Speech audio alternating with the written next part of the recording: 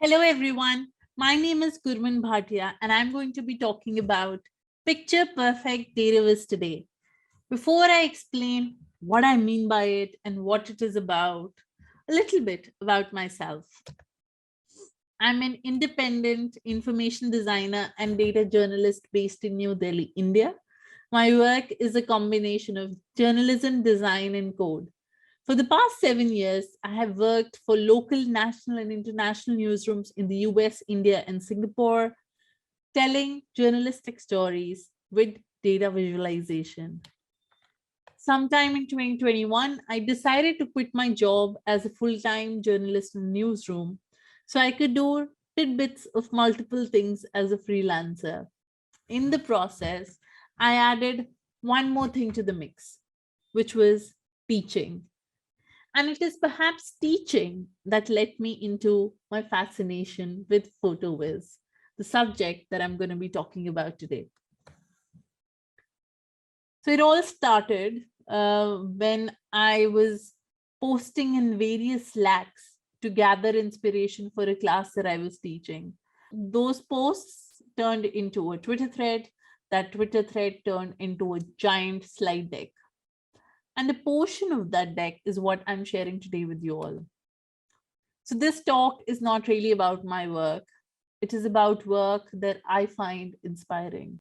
One thing in common in all the inspiring work that I'm going to share today, it's based on photographs. And what we're trying to do here is to create DataViz with photos, also known as PhotoViz. What is interesting about photographs is while you need some understanding of data to create a chart, today everyone can click a picture, which is why all of us are capturing and collecting photographs constantly. Our photo galleries are photo vizes of our lives, capturing data about everything that we do. In the first 15 days of 2022, my phone gallery had already gathered around 230 photos, and they reveal trends. For example, that strip of fire is the Lodi festival, where in India we light a bonfire. Here's every meal that I clicked so I could send it to my trainer to log the food that I was eating. Or the day where my family tests positive for COVID. Placed in chronology, my gallery charts a data driven picture of my reality. And it is true. With all the data we are creating, with the photos that we are capturing, today, everything exists to end in a photograph. Whether it is a meal or an antigen test. And Susan Sontag is writing this before the age of social media. So, if you think of it, she's kind of predicting the future. John Berger, a media theorist from the same era, follows on to Susan Sontag's ideas and says, what served in the place of a photograph before the camera's invention? The expected answer is the engraving, the drawing, the painting. The more revealing answer might be memory. What photographs do out there in space was previously done within reflection. I mean, look at me here. When I went to see the pyramids by myself, I clicked so many selfies. I did not click them to post them anywhere. I clicked them to record a memory. Enough of philosophy. Goals of this talk, twofold. One, to inspire you to create PhotoViz by showing examples across various use cases. Two, to show the common treatments in different formats you often see when it comes to PhotoViz. So on the spectrum of data art to super serious official annual report type of data viz, where does PhotoViz lie?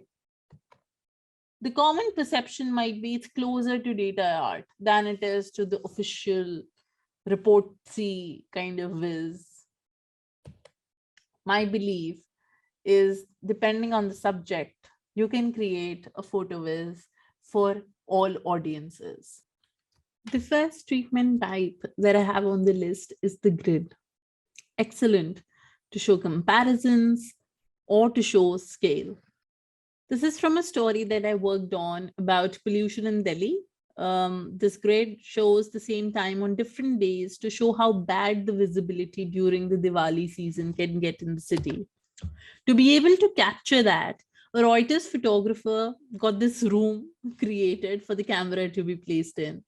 And hence, this setup was made on the rooftop of the Reuters Bureau in Delhi to click a picture every hour. And our idea was that while we see the line charts of PM 2.5 quite often, they can get quite numbing to the gravity of the situation after a point. You know, it stops hitting you how bad that line actually means in real life. So our goal was to merge those lines with a photo of what the sky looked like at that point to give a more real picture of the experience. While you can tell stories about the environment using grids, you can also show that of inequality.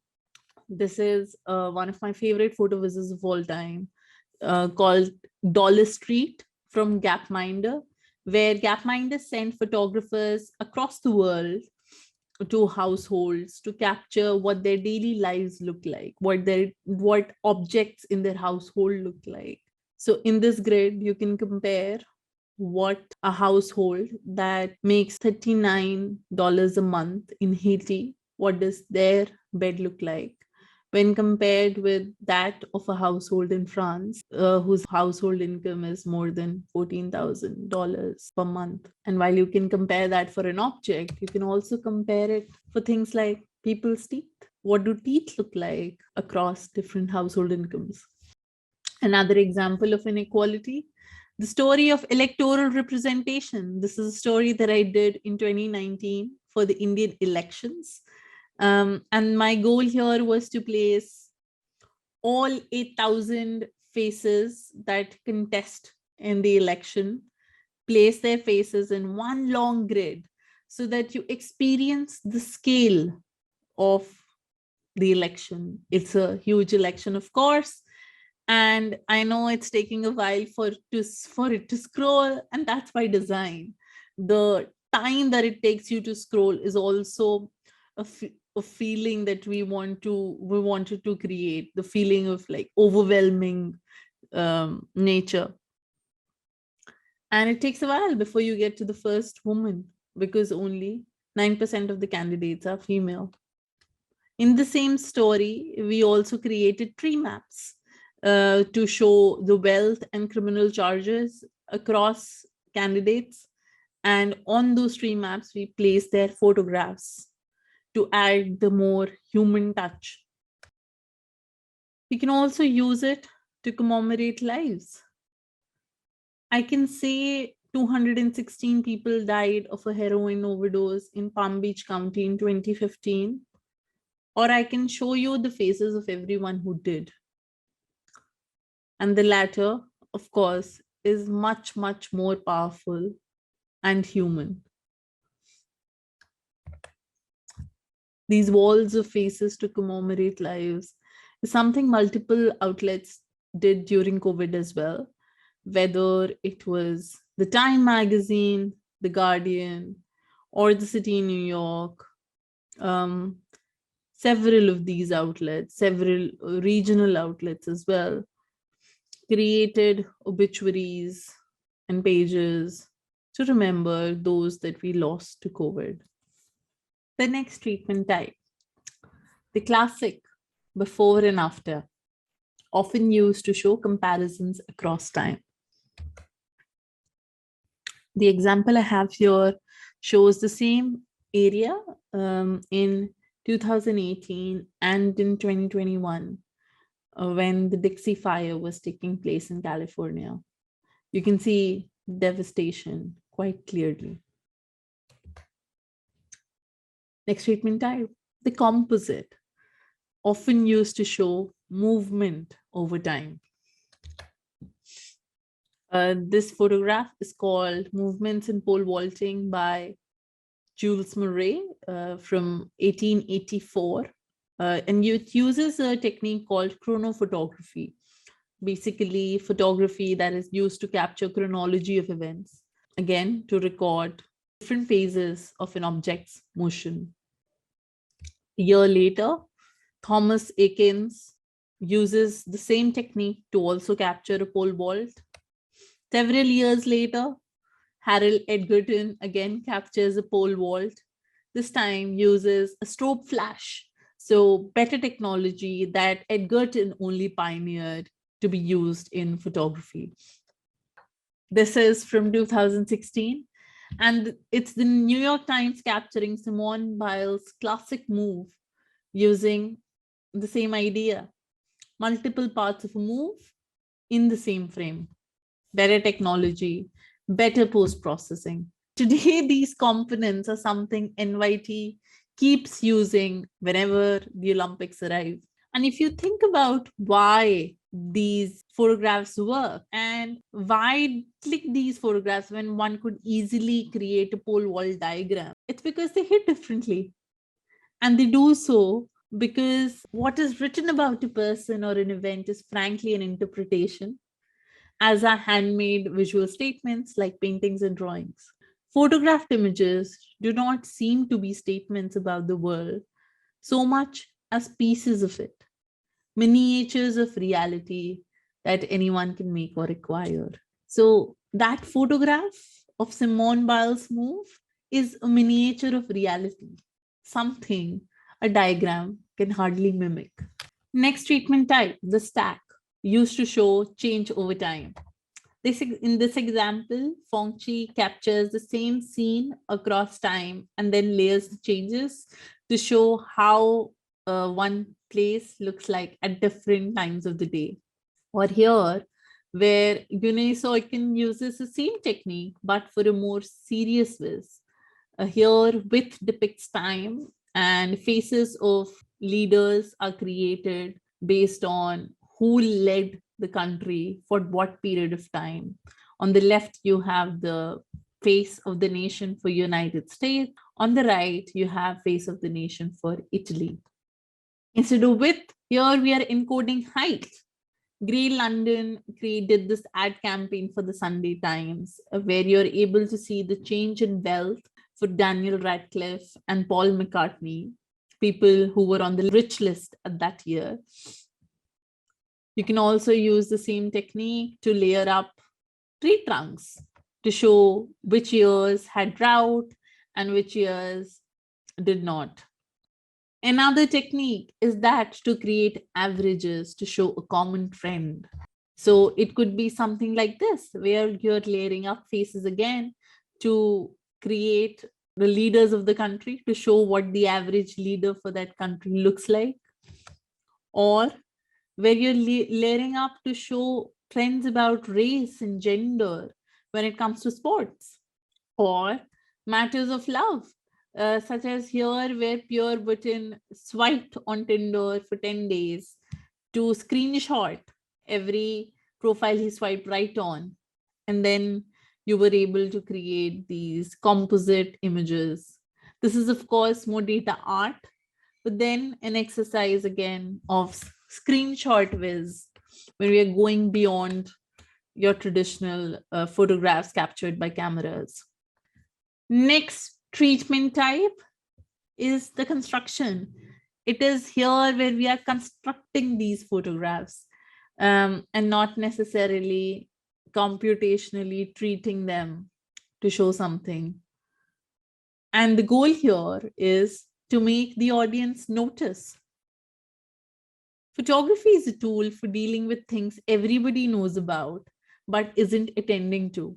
My photographs are intended to represent something you don't see. And I think our goal with DataViz is something similar. It is to capture something and to make people care about it. And this story from Reuters does something similar. It's called Plateful of Plastic. And for this piece, images were constructed to show how much microplastics we consume. So if we consume 5 grams of plastic every week, this is what it looks like in shredded plastic. Or this one, where shredded plastic is put in a cereal bowl. Inside that feeling of disgust and discomfort, because we're eating all of this. So the photograph is constructed to incite that feeling that, oh my God, what am I eating? It can also be used in campaign, such as this one from London Transport in 1965, or to talk about trash, such as this one from the Straits Times, where they captured all the trash that a family gathered during a time period and then showed them in different groups. You can also use it to catalog books over time, or add another layer to show how many of those do you actually read. And this gives me a good segue into some of the work that my students created when I showed them all some of these examples that I've shared with you today. Hannah Kaplan also made a book quiz, from book quiz to book quiz. This one is by Joner, inspired from the work of Michelle Rial. Brianna Wilson went on to visualize her kids' culinary tastes. Or Sharon here visualized the harvest from her kitchen garden. That measuring tape very nicely acts as a scale.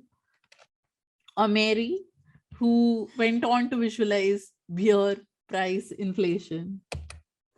And if you're thinking, why should I do this at all? Why can't I just make a bar chart and be done with it? Well, it is because humans don't remember numbers, but they remember stories. If you make the stories more relatable, then the mind does even better. Data visualization is a visual form of storytelling. So it's only fair that we combine other visual mediums. Photographs are a great way to tell relatable visual stories. And that's all true. But the most important reason is that PhotoViz is fun. And no matter what we are doing, I think one primary goal, at least for me, when I create information graphics, is that I have fun. So please go on and have fun with photographs. If any of this was interesting, I recommend 3 books that can be inspirational. One, PhotoViz from Nicholas Felton. Excellent chronicle, hovers more towards the data art side, but a wonderful collection of work. Susan Sontag's On Photography, some of the ethics of photography, the philosophy of photography, ideas written in 1977, but extremely relevant even today. And Stopping Time. And that's it from me. So I would say bye-bye and happy photographing.